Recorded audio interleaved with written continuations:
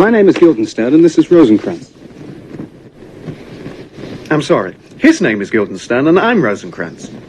When you name a fictional character, you have no excuse for getting it wrong, because you should know him better than the members of your own family.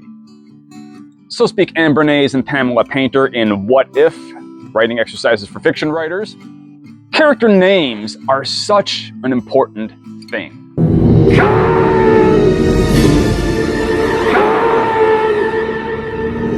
So important that when I have students who try to write the first drafts of scenes with character X says to character Y says to character Z, or character A, B, C, 1, 2, or 3, lots of writers tend to do this with their initial scenes. They name their characters with nothing. Well, my instructor for my playwriting class that I took back in college, in undergrad, said this when we turned in our very first scene assignments. Name your characters right away, as soon as you can. I'm Bob Slidell. This is my associate, Bob Porter. Oh, hi, Bob. Bob? Because if you don't give them names, it's hard for them to develop their own distinctive personalities, their own individuality as people, as characters. If they are continually character A and character B, then what they are is placeholders. They are roles that are being filled within the story, as opposed to characters who resonate like people themselves, who then act through a story that happens to them or that they put themselves through. The focus becomes entirely upon the plot, and character kind of goes out the window. If you don't name your characters early on, give them a sense of identity, a sense of individuality.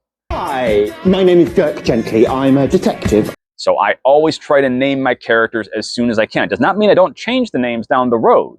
Just like a working title for a novel is rarely going to be the final selling title of that novel. The working names for a character are also going to potentially change before the final draft is complete. But having those names in mind when you write is going to help you to picture and clarify who that character is.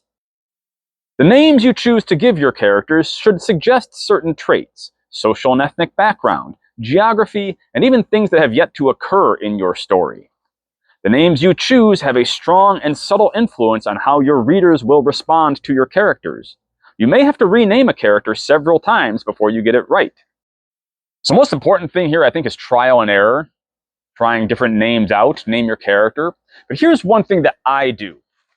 I think of, particularly with bigger works, where the character name's really going to matter, because it's going to be repeated a lot. It's wonderful to see you, Gandalf!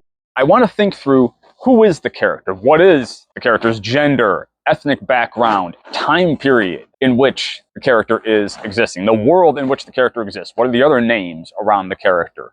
All of those things go into naming a character.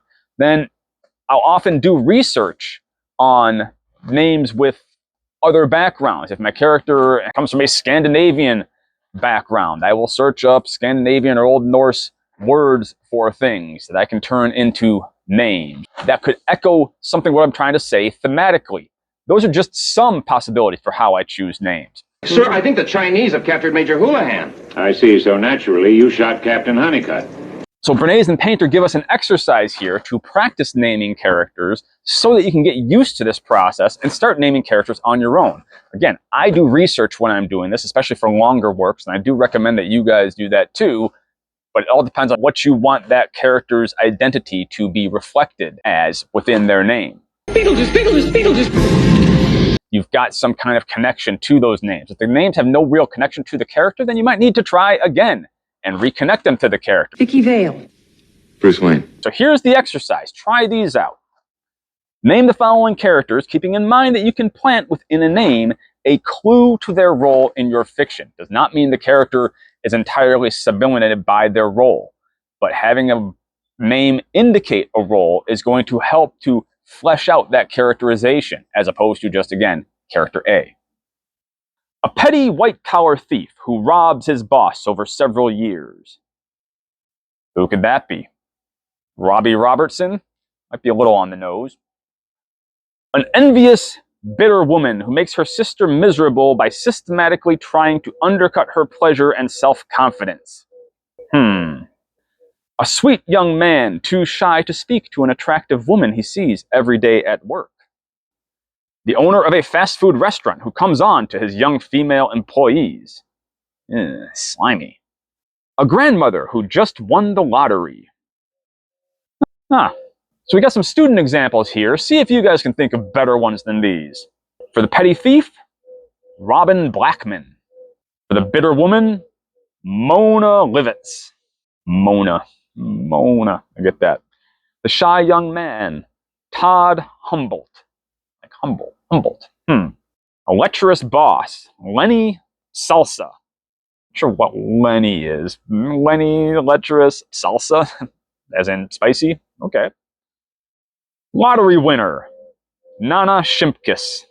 Or Nana Shimkus. That's a fun one too. Not sure what the connection is, but... What is this, Wonka? Some kind of fun house? Why, having fun? Can you come up with better names than that?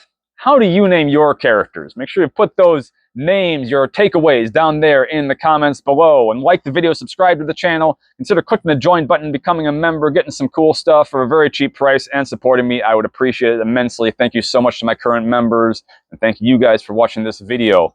Until next time, name your characters well. Let me hear some of those creative names. You're Harry Potter. I'm Hermione Granger. And you are? Ron Weasley. And good luck and good writing. Peace.